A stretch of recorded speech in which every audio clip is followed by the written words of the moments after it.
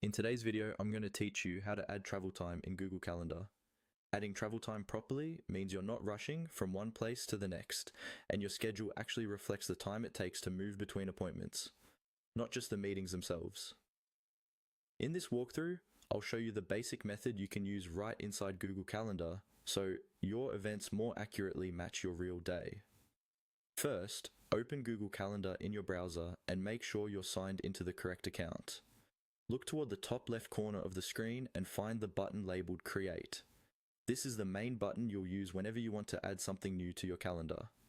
Go ahead and click on Create. This opens up a small panel where you can choose the type of entry you want to add. From that panel, click on Event. This tells Google Calendar that you're adding a standard event like a meeting, an appointment, or anything else that happens at a specific time and usually at a specific place. Once you select Event, a larger event window will appear, usually in the center or on the right side of your screen, with fields for the event title, date, time, and location. Now look for the date and time area. You'll see the event's start and end times there. Click on the time field. This is where you set when the event actually begins and ends. To build in travel time, you'll want to think about how long it will realistically take you to get to this event from wherever you'll be beforehand.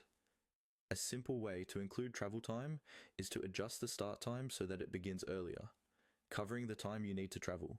For example, if your meeting starts at 3 p.m., but it takes you 30 minutes to get there, you can set the event to begin at 2:30 p.m. and still end at 4 p.m., or whatever the actual end time is. That extra half hour now appears on your calendar as blocked time, so you and anyone viewing your calendar know you're not available because you're on the way. You can also add the destination in the location field of the event. This makes it easier to estimate travel time using a Maps app and keeps everything in one place. When you're done setting the time and location, just save the event. Now your calendar reflects both the meeting and the travel time you need to get there.